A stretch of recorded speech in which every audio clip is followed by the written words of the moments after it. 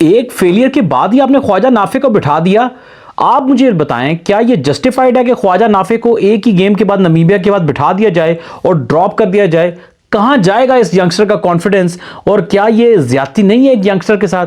मुझे तो ऐसे लगता है कि यार ये बाय डिजाइन कोई ऐसा फार्मूला लेकर आते हैं कि किसी तरह ये यंगस्टर ही ना चल जाए और इसकी जगह ही ना पक्की हो जाए।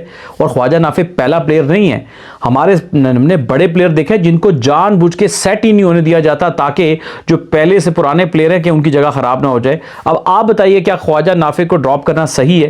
राय दीजिएगा कमेंट सेक्शन में। आइए बात करते हैं।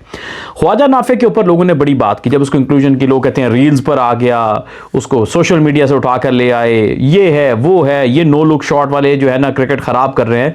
लेकिन मेरा एक छोटा सा सवाल है, मुझे उसका जवाब दे दें। ख्वाजा नाफे को आप श्रीलंका के खिलाफ खिलाते हैं, वो आता है थोड़ी गेंदों पे इंपैक्ट क्रिएट करके चला जाता है। दूसरा मैच आप ऑस्ट्रेलिया के खिलाफ खिलाते हैं, आता है वहां पे भी एक अच्छा छोटा सा कैमियो खेल के चला जाता है, जिसके लिए उसको रखा गया। हालांकि आपको पता है कि ख्वाजा नाफे एक ओपनर है, उसको आप मिडिल ऑर्डर में खिलाते हो उसके नंबर से हट के, क्योंकि मिडिल ऑर्डर में जरा मुश्किल होती है बैटिंग। पावर प्ले में आपके 2 फील्डर सिर्फ बाहर होते हैं, तो आप बड़े आराम से आधी भी लगे हिट तो चौके हो जाते हैं। उसके बावजूद भी कहीं ना कहीं वो अपने टैलेंट की झलक दिखाता है।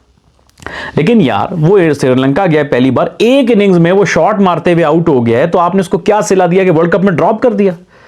कहां जाएगा उसका कॉन्फिडेंस? कहां जाएगा उसका कि यार मैं, क्या मेरे लिए ये सब रूल्स हैं कि एक इनिंग्स में फेल हो बाहर हो जाओ?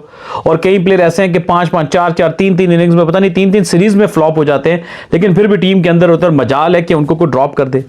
और ख्वाजा नाफे ये पहला प्लेयर नहीं है। याद रखिएगा, एक पैटर्न है कि जो भी यंगस्टर आता है उसको बाहर कर दिया जाता है। कुछ नाम मैं आपके सामने रखता हूं उसको मजीद वाज़ेह करने के लिए, आइए समझते हैं। हसन नवाज आया, कुछ फेलियर आए, शुरू में अंडे आए तो लोग उसके पीछे पड़ गए, उसके बाद उसने मुंह बंद करने के लिए 100 कर दिया।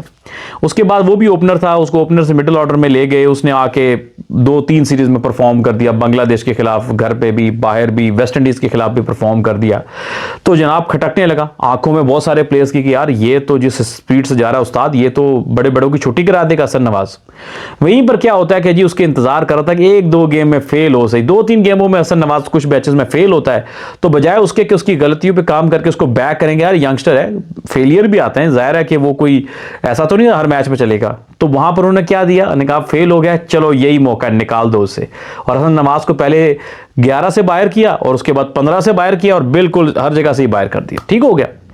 इरफान खान नियाजी के साथ भी ऐसे हुआ, एक यंगस्टर आया, अच्छा फील्डर था, बड़ा सुपर फिट था, बैटिंग के जौहर भी हमने उसके देखे, उसके भी कुछ 1-2 इनिंग्स ऊपर, उसको भी बाहर कर दिया।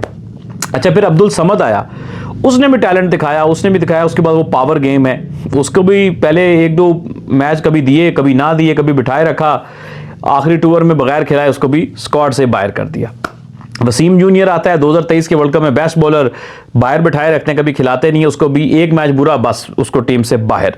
तो वो चाहिए जो कि 4-4, 5-5 मैच में फेल होते हैं, 2-2 सीरीज में फेल होते हैं, उनके लिए तो जी बड़ी, नहीं जी आगे फॉर्म में आ जाएगा, नहीं जी ये कोई बात नहीं, पहले उनके लिए 100 लॉजिक्स होती हैं। लेकिन ऐसे टैलेंटेड लड़कों के लिए एक मैच भी भारी पड़ता है। हसीबुल्ला याद है ना, आपको पता है ना हसीबुल्ला का, हसीबुल्ला को पहले T20 में लेकर गए और उसको वहां पर 1-2 मैच खिला के वहीं से बाहर कर दिया। फिर वनडे में एक वनडे, बड़ी मेहरबानी कीजिए, एक वनडे खिला के उसको भी वहां पे अब साइडलाइन कर देंगे।